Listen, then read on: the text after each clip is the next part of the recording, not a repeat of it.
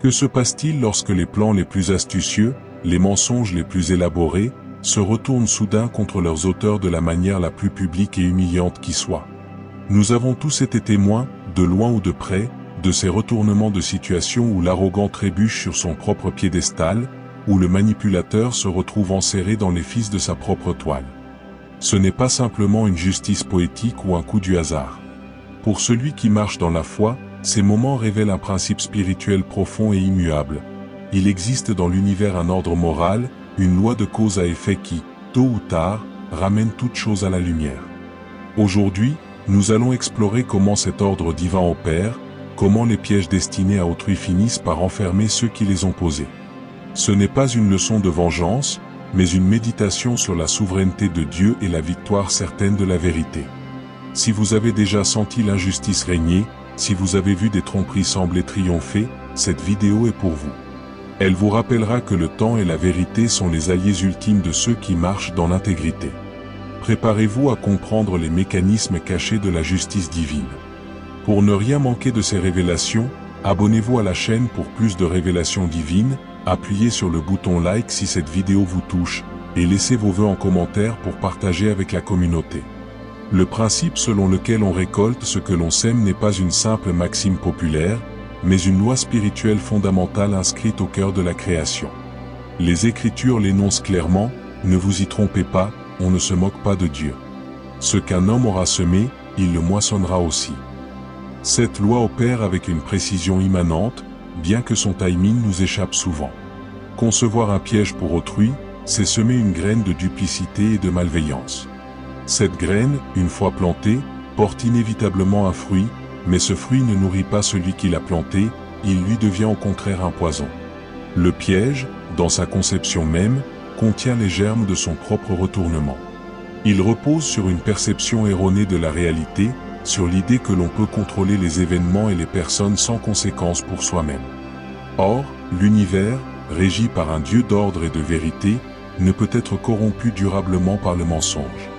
La tromperie introduit un déséquilibre, une dissonance, que la réalité finit toujours par corriger, parfois de manière spectaculaire. Cette correction n'est pas nécessairement immédiate, ce qui peut nous décourager. Mais ce délai fait partie de la miséricorde divine, laissant un temps pour la repentance, pour un changement de cœur. Lorsque celui-ci ne vient pas, le mécanisme se déclenche, et les fondations branlantes de l'édifice du mensonge s'effondrent d'elles-mêmes. Comprendre cette loi, c'est être libéré de l'anxiété de devoir contrôler tous les résultats. C'est apprendre à semer avec sagesse, en sachant que la moisson, bonne ou mauvaise, est inéluctable. Notre responsabilité n'est pas de manipuler la récolte, mais de faire attention aux graines que nous choisissons de mettre en terre chaque jour, par nos pensées, nos paroles et nos actions. L'histoire biblique de Haman, dans le livre d'Esther, est une illustration parfaite et dramatique de ce principe. Haman, haut fonctionnaire de l'Empire perse, nourrit une haine profonde pour Mardochée, un juif qui refuse de s'incliner devant lui. Son orgueil blessé le conduit à concevoir un piège monstrueux, obtenir du roi l'extermination de tout le peuple juif. Il érige même une potence immense, persuadé qu'il y fera pendre Mardochée. Son plan est machiavélique, fondé sur des accusations partiales et la dissimulation de ses véritables motivations. Pourtant, le retournement est total. Lors d'une série de coïncidences providentielles ou la nuit d'insomnie du roi, la lecture des chroniques, le banquet d'Esther où la vérité éclate. Le piège se retourne avec une précision cruelle. C'est Haman qui est condamné à périr sur la potence qu'il avait dressée pour Mardochée. Son destin scelle l'adage, qui creuse une fosse y tombe.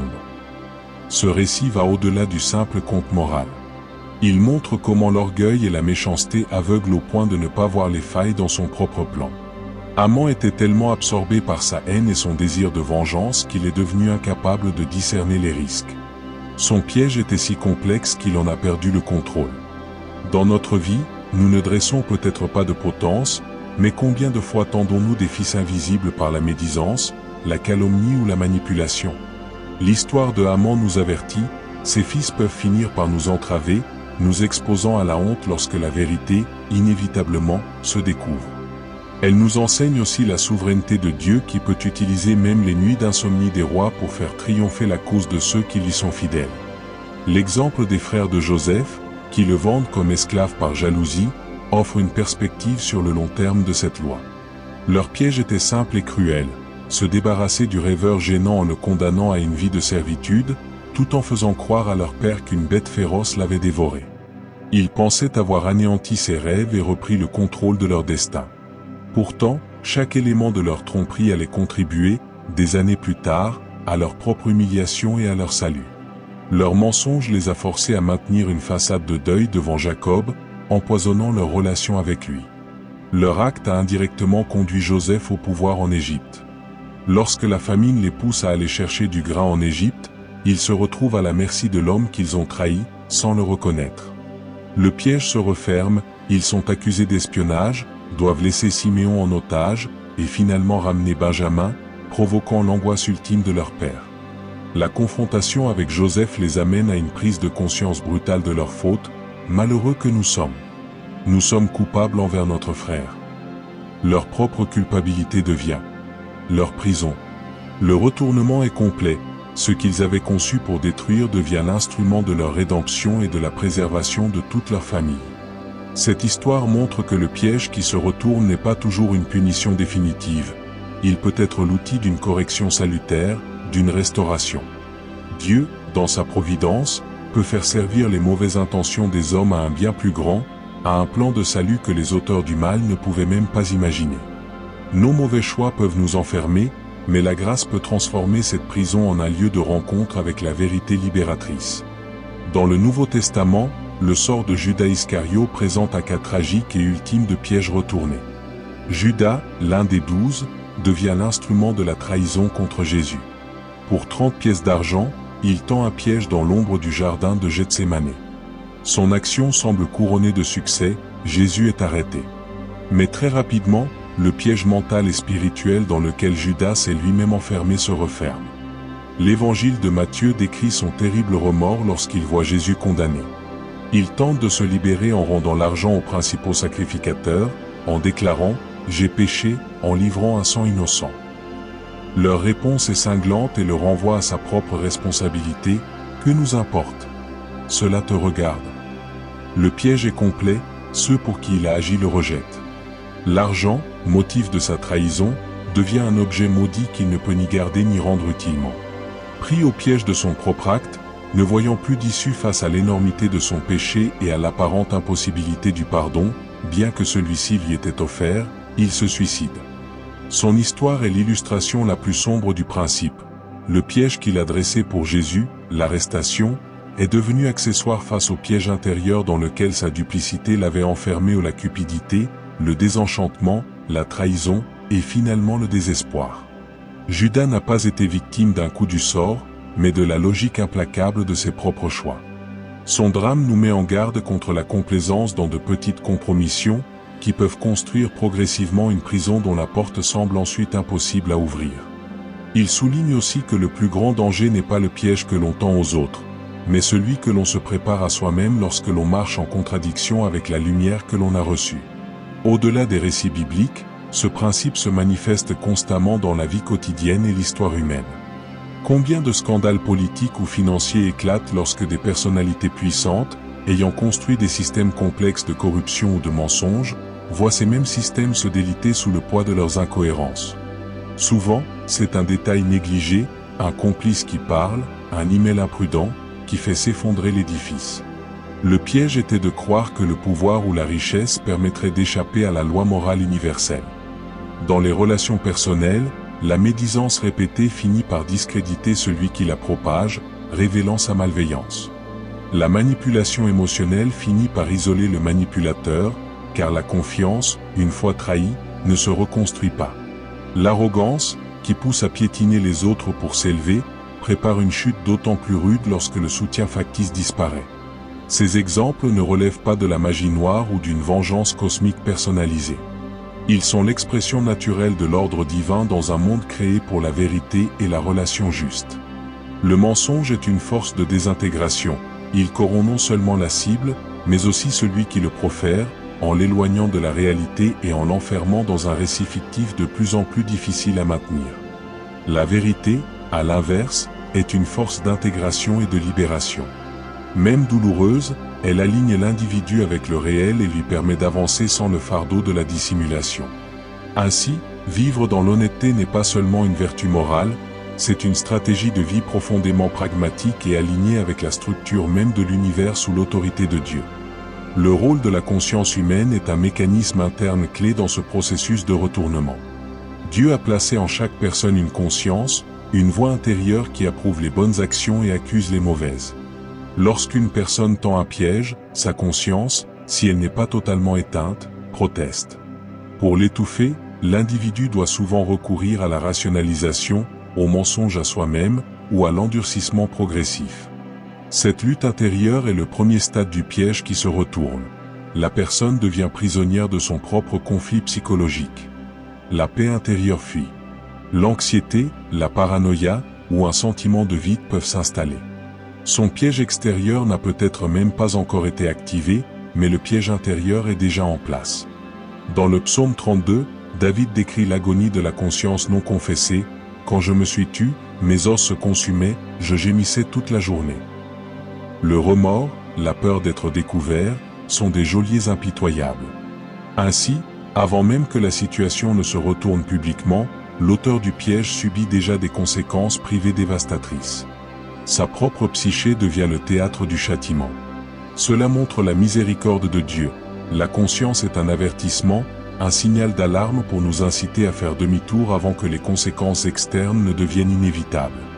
Ignorer cette voie, c'est s'enfoncer plus profondément dans le piège. L'écouter, se repentir et réparer, c'est désamorcer le mécanisme avant qu'il ne se déclenche contre nous. La conscience est donc un don précieux, un guide interne aligné sur la loi morale de Dieu, qui nous protège en nous avertissant du danger spirituel que nous courons en choisissant la duplicité. Le temps est un autre agent crucial dans le retournement des pièges. Les malfaiteurs comptent souvent sur l'immédiateté ou sur l'oubli. Ils pensent que leur action passera inaperçue ou que ses effets se dissiperont avec le temps. Mais le temps, sous la souveraineté de Dieu, n'efface pas la vérité, il la révèle souvent. Les graines du mal mettent parfois du temps à germer et à porter leurs fruits empoisonnés. Ce délai peut être perçu comme une injustice par la victime, mais il constitue aussi une période de grâce pour le coupable. Le temps permet aux motivations cachées de mûrir et de se manifester d'elles-mêmes, aux alliances de circonstances de se briser, aux témoignages de surgir. Le temps use les faux-semblants. Une réputation construite sur du vent ne résiste pas aux années. Une relation bâtie sur la manipulation finit par montrer ses fissures. Le temps agit comme un tamis qui sépare la substance de l'apparence. Dans l'attente, il est facile de douter de ce principe. On voit le mal prospérer et on est tenté de croire que le mensonge a gagné. La foi consiste justement à croire, contre les apparences immédiates, que le temps travaille pour la vérité. Le livre de l'Ecclésiaste le rappelle, il y a un temps pour toute chose, un temps pour tout ce qui se fait sous le ciel. Le temps de la révélation, du retournement, vient toujours. Notre impatience ne doit pas nous pousser à prendre nous-mêmes la place de Dieu en cherchant une vengeance personnelle, car cela nous piégerait à notre tour dans un cycle de mal. Au lieu de cela, nous sommes appelés à faire confiance au timing divin, à déposer notre cause entre ses mains, et à continuer à semer dans l'intégrité, sachant que la moisson viendra en son temps, et que cette moisson manifestera la qualité de nos semailles. La dynamique de l'orgueil est souvent le moteur qui conduit à se prendre à son propre piège. L'orgueil aveugle. Il fait surestimer sa propre intelligence et sous-estimer la sagesse de Dieu, la résilience de la vérité, et la complexité imprévisible des circonstances. L'orgueilleux croit pouvoir tout contrôler, y compris les réactions des autres et le cours des événements. Il élabore ses plans dans l'autosuffisance, sans considérer la possibilité d'une intervention divine ou d'un simple retour du réel. Cette confiance excessive en soi-même constitue la faille fatale du plan. Comme le pharaon d'Égypte dont le cœur s'endurcit, l'orgueilleux refuse de voir les signes avant-coureurs de l'échec, interprétant chaque obstacle comme un défi à son autorité plutôt que comme un avertissement. Ainsi, il s'engage toujours plus loin, resserrant les mâchoires du piège autour de lui-même. À l'inverse, l'humilité est une protection. La personne humble reconnaît les limites de son contrôle et de sa perspective.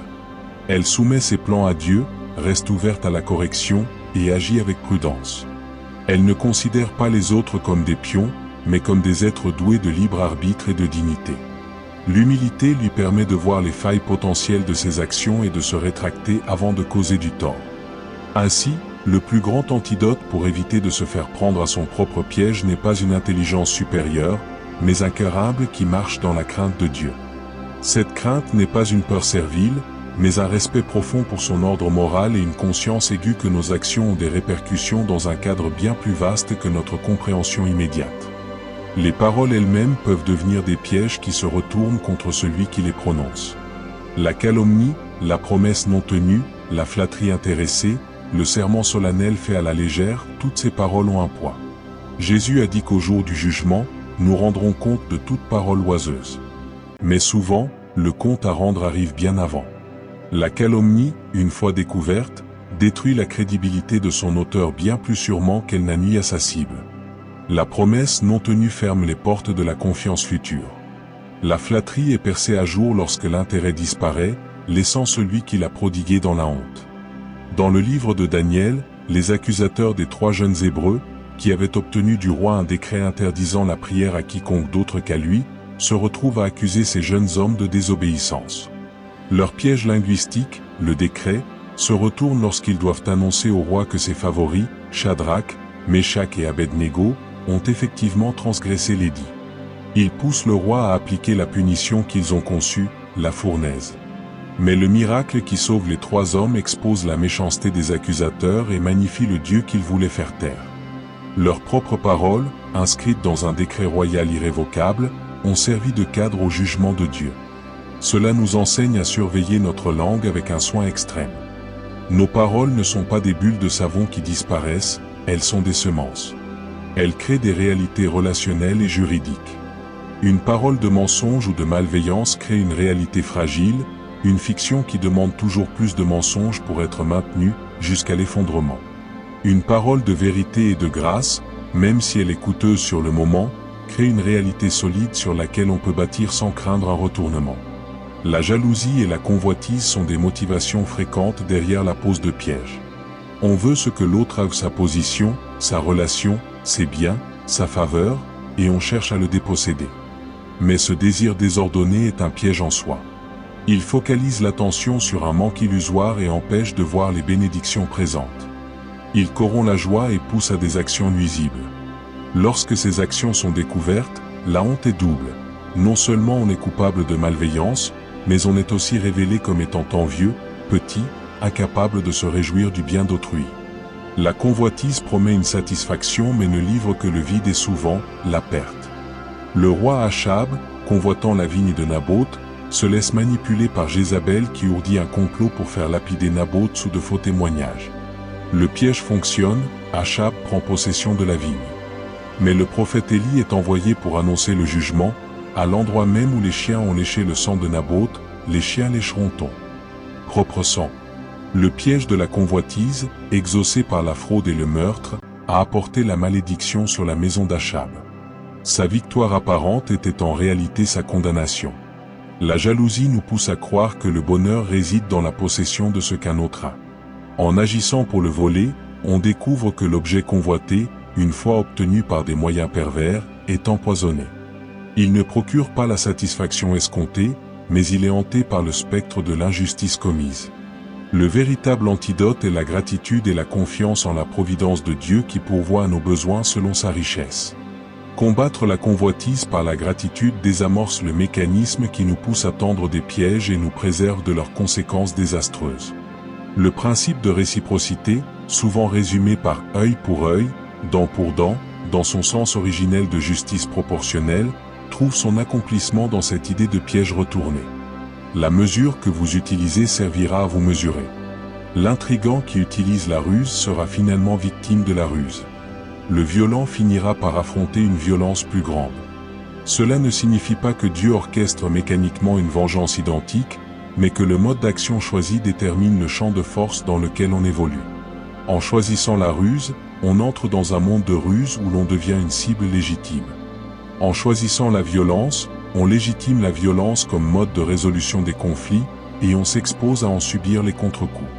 À l'inverse, en choisissant la bénédiction, la paix, l'honnêteté, on active un champ de force différent. Jésus a poussé ce principe à son paroxysme en enseignant à aimer ses ennemis et à bénir ceux qui nous persécutent. Cette attitude brise le cycle infernal du piège et du contre-piège. Elle retire le carburant de la vengeance.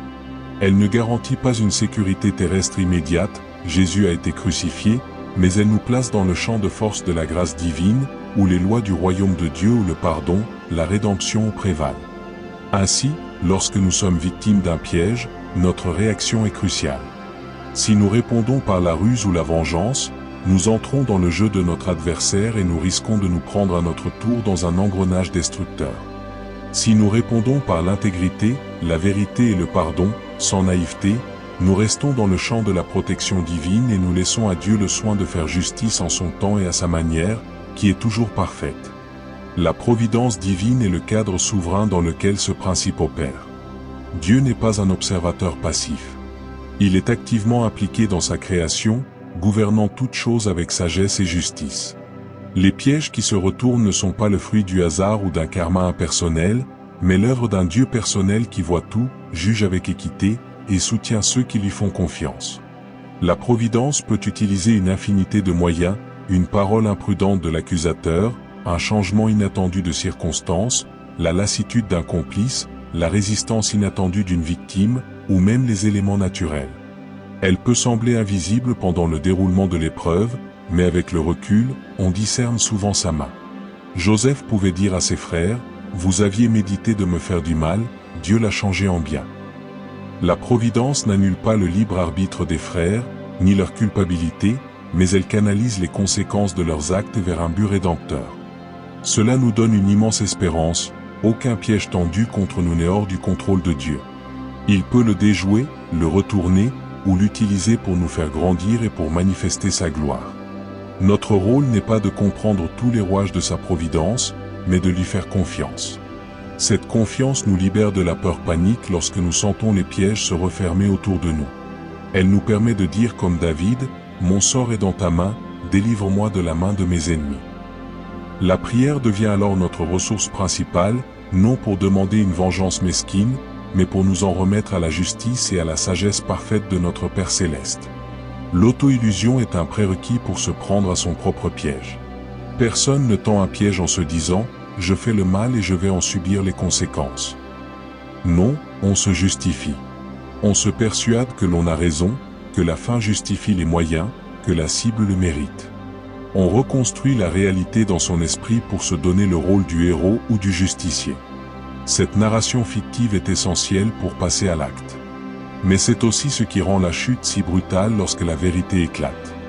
Le choc n'est pas seulement celui de la punition, mais celui de voir sa propre fiction s'effondrer et de se voir tel que l'on est vraiment aux yeux des autres et, ultimement, à ses propres yeux.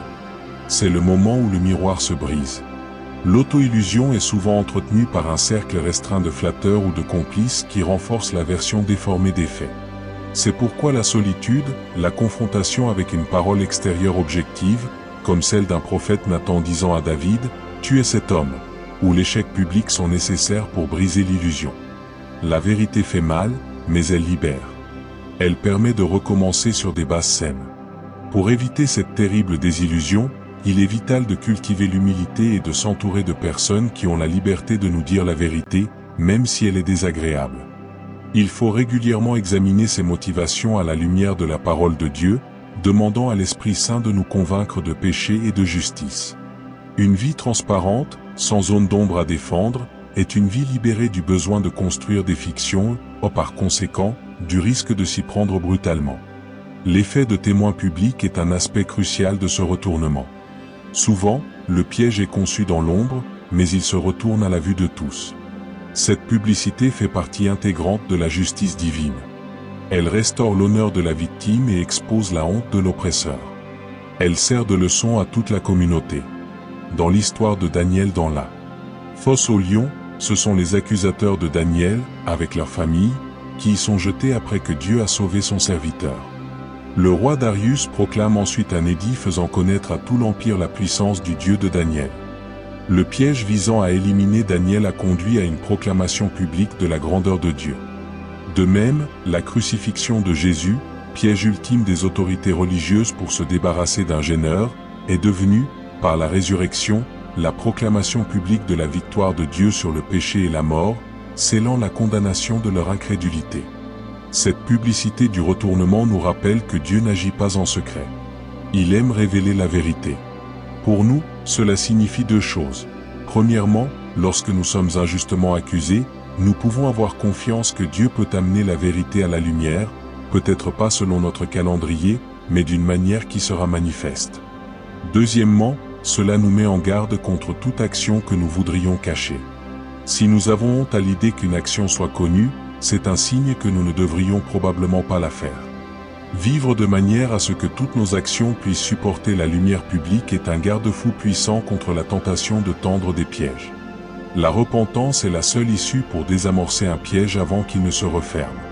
Lorsque nous prenons conscience que nous avons mal agi, que nous avons tendu un piège ou marché dans la duplicité, nous avons une fenêtre d'opportunité, nous repentir. La repentance authentique implique la reconnaissance de la faute, le regret sincère, l'abandon de l'action mauvaise, et si possible, la réparation du tort causé. C'est un changement de direction à 180 degrés. Cette repentance désarme la justice divine. Dieu, dans sa miséricorde, peut alors intervenir pour atténuer ou rediriger les conséquences naturelles de nos actes. L'histoire de Ninive, qui se repent à la prédication de Jonas, est l'exemple parfait. Le jugement annoncé, la destruction, est suspendu. La repentance brise le mécanisme du piège qui se retourne. Elle nous libère de la prison de l'auto-illusion et nous réconcilie avec Dieu et avec la réalité. Elle ouvre la porte à la restauration. Refuser la repentance, c'est s'enfermer dans la logique de son acte jusqu'à l'affrontement inévitable avec les conséquences. Pour celui qui a été victime d'un piège, prier pour que son adversaire se repente est l'acte spirituel le plus puissant. Cela libère du désir de vengeance et place la situation entre les mains de Dieu, qui seul peut toucher les cœurs. La repentance est donc la clé de la grâce qui interrompt le cycle inexorable de la semence et de la moisson lorsque cette moisson serait destructrice. La foi en la justice ultime de Dieu est le pilier qui nous soutient lorsque nous voyons des pièges réussir temporairement. Il est difficile de regarder des trompeurs prospérer, des manipulateurs triompher, des calomniateurs détruire des réputations. Le psalmiste Asaph lutte avec cette question au psaume 73. Il voit le succès des méchants, leur force, leur absence de souffrance, et il est tenté de penser que marcher dans l'intégrité est vain. Mais en entrant dans le sanctuaire de Dieu, il comprend leur fin. Tu les places sur des voies glissantes, tu les fais tomber et les mets en ruine. La foi nous donne cette perspective de la fin, du dénouement. Elle nous permet de voir au-delà de l'instant présent. Elle affirme que le dernier mot n'appartient pas au mal, mais à Dieu. Cette conviction nous empêche de nous décourager et de baisser les bras dans notre propre marche d'intégrité. Elle nous dissuade aussi de recourir nous-mêmes à des méthodes tortueuses pour aider la justice, car ce serait manquer de foi en l'intervention divine. Croire en la justice de Dieu, c'est lui faire assez confiance pour attendre son moment et son moyen. Cela exige de la patience et de l'endurance, des vertus qui se développent précisément dans ces temps d'attente. Notre foi est mise à l'épreuve non lorsque nous voyons la justice s'accomplir, mais lorsqu'elle semble absente. C'est dans ces moments que nous devons nous rappeler le caractère de Dieu, il est saint, il est juste, et il n'est pas indifférent au mal. Sa justice peut prendre des formes qui nous surprennent, mais elle est certaine. La protection du faible et de l'intègre est une promesse récurrente dans les Écritures, étroitement liée à ce thème. Dieu se présente comme le défenseur de la veuve, de l'orphelin, de l'étranger, de l'opprimé. Il s'élève contre les puissants qui abusent de leur force. Le piège tendu à l'intègre devient souvent l'occasion pour Dieu de manifester sa protection de manière spectaculaire. L'histoire de David poursuivi par Saul en est un exemple marquant. Saul, rongé par la jalousie, tend de multiples pièges pour tuer David. Pourtant, à plusieurs reprises, David échappe de justesse, et même lorsqu'il a l'occasion de tuer Saul en retour, il s'en abstient par respect pour loin de l'Éternel. La protection de David n'est pas une invulnérabilité magique, il connaît la peur, la fuite, la vie difficile. Mais le piège ultime, la mort, ne se referme pas sur lui. Dieu retourne les plans de Saul en permettant à David de gagner la sympathie du peuple et en affaiblissant progressivement Saul jusqu'à sa défaite finale. Cette protection n'est pas une garantie contre toute souffrance, mais la promesse que le plan de Dieu pour ses enfants ne peut être définitivement contrecarré par la méchanceté humaine. Pour nous, cela signifie que lorsque nous marchons dans l'intégrité et que nous nous confions en Dieu, nous pouvons avoir l'assurance qu'aucun piège humain n'a de pouvoir définitif sur notre destinée éternelle. Nous pouvons prier avec confiance pour sa protection, non comme un talisman, mais comme une reliance à notre Père qui veille sur nous. Cette confiance change notre posture face à l'adversité. Nous ne sommes pas des victimes impuissantes, mais des fils et des filles sous la garde d'un Père tout-puissant. Le pouvoir libérateur de la vérité est le mécanisme central du retournement. Un piège repose sur un mensonge, une dissimulation, une torsion de la réalité. La vérité est son antithèse absolue. Lorsque la vérité éclate, le piège se désagrège comme un château de cartes. Jésus a dit, « Vous connaîtrez la vérité, et la vérité vous affranchira ». Cette libération s'applique aussi bien à la victime, libérée de l'accusation fausse, qu'à l'oppresseur, libéré de l'esclavage du mensonge, s'il l'accepte. Insister sur la vérité, même lorsque c'est coûteux, est donc une stratégie spirituelle puissante. Cela ne signifie pas tout dire de manière irréfléchie, mais refuser de participer à la construction d'une narration fausse. Parfois, la vérité doit être dite avec courage face à l'opposition. D'autres fois, il suffit d'attendre patiemment qu'elle se manifeste d'elle-même. La vérité a une force intrinsèque de persuasion et de révélation. Dans nos vies, cultiver un amour pour la vérité dans les petites choses nous habitue à vivre dans la lumière. Cela signifie être honnête dans nos déclarations d'impôts, précis dans nos rapports de travail, authentique dans nos relations. Chaque petit choix pour la vérité renforce notre caractère et nous aligne avec le royaume de Dieu, qui ne peut être bâti sur le mensonge. Lorsque nous sommes confrontés à un piège, notre première arme est la vérité. L'exposer calmement, avec des faits, sans exagération ni émotion manipulatrice. Même si elle n'est pas crue sur le moment, elle laisse une semence qui peut germer plus tard. La vérité est notre allié la plus sûre, car elle est du côté de Dieu. Le rôle de la communauté et des témoins justes est souvent instrumental dans le retournement des pièges. Le malfaiteur agit souvent en comptant sur l'isolement de sa victime ou sur la complicité passive de l'entourage. Mais lorsque des témoins se lèvent pour dire la vérité, l'équilibre bascule. Ces témoins peuvent être des personnes qui ont observé des faits, des conseillers sages qui discernent les incohérences, ou une communauté de foi qui soutient la victime par la prière et l'encouragement. Dans l'histoire de Suzanne, Daniel 13, deux vieillards corrompus tendent un piège à une femme vertueuse en l'accusant faussement d'adultère, comptant sur leur statut pour être crus. Le piège semble marcher, Suzanne est condamnée à mort. Mais Daniel, inspiré par Dieu, intervient, sépare les deux témoins et révèle les contradictions dans leur récit.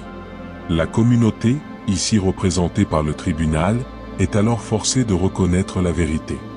Les accusateurs subissent le châtiment qu'ils voulaient infliger.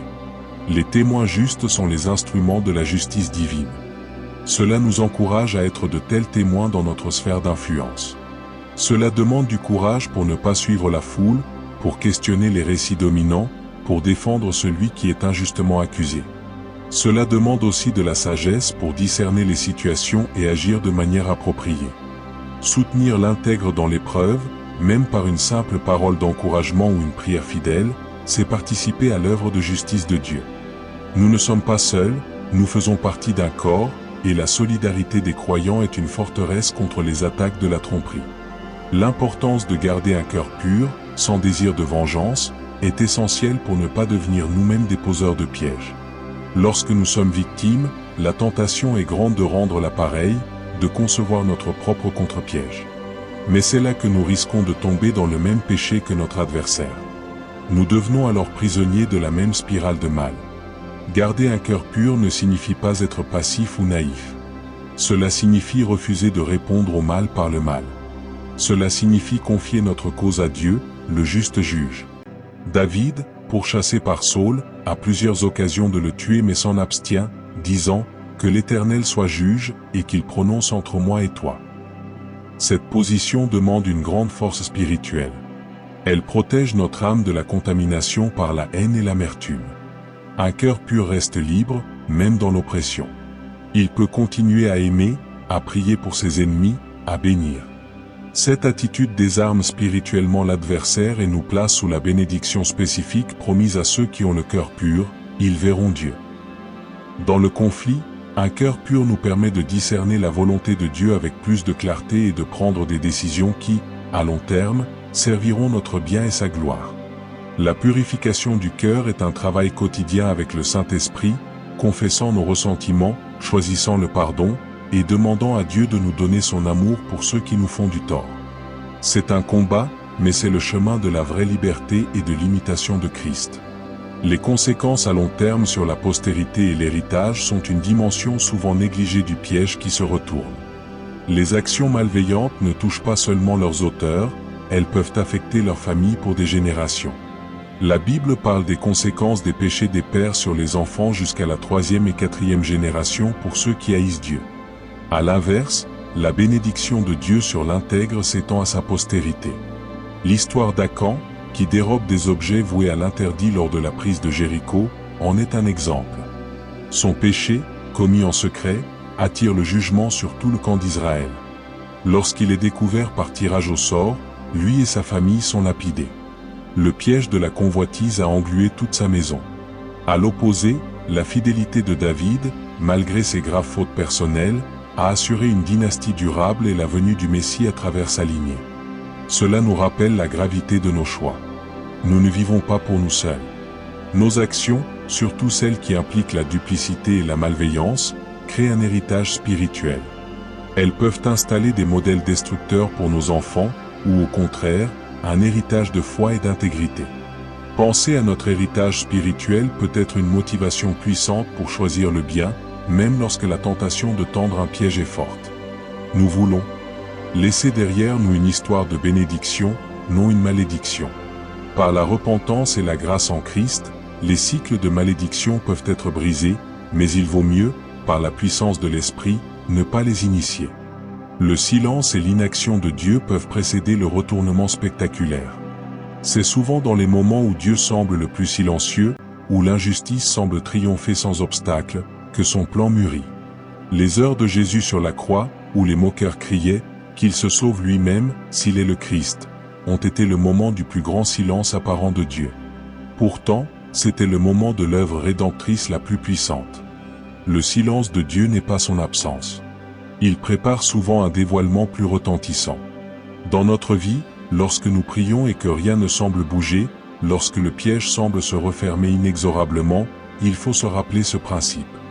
Dieu peut laisser la situation atteindre un point critique pour que, lorsque son intervention vient, elle soit indéniablement de lui, et que sa gloire soit manifeste. Cela exerce notre foi à sa limite. Cela nous apprend à espérer contre toute espérance. L'attente dans le silence est un creuset qui purifie nos motivations, affine notre dépendance, et nous apprend à discerner sa voie subtile. Si Dieu agissait immédiatement à chaque injustice, notre foi resterait infantile, basée sur des réponses instantanées. Son délai apparent nous forme à la persévérance et à la confiance profonde en son caractère, indépendamment des circonstances. Ainsi, le silence avant la tempête du retournement n'est pas un abandon, mais la respiration profonde avant la parole puissante de justice. La croix de Christ est le point culminant de l'histoire où le piège humain et démoniaque le plus absolu a été totalement retourné par Dieu. Les autorités religieuses et politiques, poussées par la jalousie et la peur, ont ourdi le complot pour crucifier Jésus. Satan lui-même, croyant remporter une victoire définitive en faisant mourir le Fils de Dieu, a activement participé à ce piège. Luc 22h53. Le mal a semblé triompher de la manière la plus complète et humiliante qui soit. Pourtant, par la résurrection, Dieu a retourné ce piège de façon cosmique. La croix, instrument de torture et de honte, est devenue le symbole du salut et de l'amour suprême. La mort, destinée à anéantir Jésus, est devenue le moyen de détruire celui qui avait la puissance de la mort, c'est-à-dire le diable. Le plus grand crime de l'histoire est devenu la source du plus grand pardon. Ce retournement ultime donne un sens à tous les autres. Il assure que le mal, même à son paroxysme, ne peut contrecarrer le plan rédempteur de Dieu. Il nous donne l'assurance absolue que, quels que soient les pièges tendus contre nous ou contre l'Église, Dieu peut les retourner pour notre bien et pour sa gloire. Notre foi est ancrée dans cet événement historique. Lorsque nous faisons face à des situations apparemment sans issue, nous pouvons regarder à la croix et nous rappeler que Dieu spécialise dans les retournements impossibles. Il peut transformer notre plus grande défaite en notre plus grande victoire, notre douleur en source de consolation pour d'autres, notre humiliation en plateforme pour sa grâce. La croix nous enseigne aussi que le chemin du retournement peut passer par ce qui ressemble à une défaite temporaire. Il faut parfois traverser l'épreuve, comme Jésus a traversé la mort, pour accéder à la résurrection. L'application pratique pour notre vie de foi aujourd'hui est multiple. Premièrement, cela doit nous encourager à persévérer dans l'intégrité, même quand le mensonge semble payant. Nous semons pour une moisson éternelle. Deuxièmement, cela doit nous détourner de toute tentation de manipuler, de calomnier ou de tendre des pièges, même subtils, par nos paroles ou nos actions. Le risque est trop grand. Troisièmement, cela doit nous apporter une paix profonde face aux injustices que nous subissons. Nous pouvons déposer notre fardeau devant le Seigneur, sachant qu'il voit tout et qu'il agira en son temps. Quatrièmement, cela doit nous pousser à la vigilance dans nos propres cœurs, à la repentance rapide lorsque nous nous surprenons à avoir des attitudes retorses. Cinquièmement, cela doit affermir notre confiance dans la souveraineté de Dieu sur les affaires des hommes, y compris dans la sphère politique et sociale. Nous ne devons pas céder à la panique ou au cynisme. Sixièmement, cela doit inspirer notre témoignage. Nous servons un Dieu qui fait triompher la vérité. Enfin, cela doit nourrir notre espérance eschatologique. Un jour, toute tromperie sera définitivement exposée et jugée, et la justice de Dieu régnera sans partage. Vivre à la lumière de ce principe, c'est vivre libre de la peur de l'homme, libre de l'amertume, et libre de servir dans la joie, sachant que notre travail dans le Seigneur n'est jamais vain. Ainsi, nous voyons que le retournement des pièges n'est pas un simple phénomène psychologique ou social. C'est une manifestation de la gouvernance morale de Dieu sur sa création. C'est l'affirmation que l'univers n'est pas neutre, qu'il a un penchant pour la vérité, et qu'il est structuré de telle manière que le mal finit par se nuire à lui-même. Cette vision du monde est profondément encourageante et stabilisante. Elle nous invite à une vie de foi audacieuse, où nous pouvons nous concentrer sur la culture de notre jardin intérieur d'intégrité, en laissant à Dieu le soin de gérer les résultats et de défendre notre cause. Elle transforme notre perspective sur l'adversité. Les pièges auxquels nous faisons face deviennent des occasions de voir la gloire de Dieu se manifester en notre faveur. Rappelons-nous les paroles de l'apôtre Paul, « Ne vous y trompez pas, on ne se moque pas de Dieu ». Cette vérité est à la fois un avertissement solennel et une promesse réconfortante. En tant que croyants, marchons donc dans la lumière, semons dans l'esprit, et regardons avec confiance à notre Dieu qui renverse les puissants de leur trône et qui élève les humbles, qui découvre les profondeurs des ténèbres et qui produit la justice comme la lumière. Maintenant, permettez-moi de prier pour nous, Père Céleste, nous te rendons grâce pour ta justice parfaite et ta souveraineté sur toutes choses. Merci de ce que tu es un Dieu qui voit la vérité et qui, en ton temps parfait, l'a fait éclater au grand jour. Pour chacun de nous qui regarde cette vidéo, nous te prions, fortifie notre foi lorsque nous voyons l'injustice prospérer. Garde nos cœurs purs de toute amertume et de tout désir de vengeance. Donne-nous le courage de vivre dans une intégrité totale, sachant que tu es notre bouclier et notre grande récompense. Protège-nous des pièges visibles et invisibles. Si certains parmi nous ont tendu des pièges, convainc-les par ton esprit, conduis-les à une repentance rapide et profonde, et guide-les dans la réparation. Pour ceux qui sont actuellement pris dans des filets de calomnie ou de manipulation, nous te prions intervention et délivrance. Fais lever des témoins justes, ouvre des portes de sortie, et que ta paix, qui surpasse toute intelligence, garde leur cœur et leurs pensées en Christ Jésus. Bénis leur foi, leur famille, leur travail et leur santé. Utilise même ces épreuves pour les affiner et les rendre plus semblables à ton Fils. Nous te confions tous ces sujets, dans le nom puissant de Jésus, notre avocat et notre justificateur. Amen. Et maintenant, si ce message a fortifié votre foi, abonnez-vous si ce n'est pas déjà fait, likez cette vidéo, partagez-la avec vos proches qui traversent des épreuves, et laissez un commentaire avec vos vœux pour que nous grandissions ensemble dans la foi. Votre interaction encourage toute notre communauté. Merci, et que la paix de Dieu vous accompagne.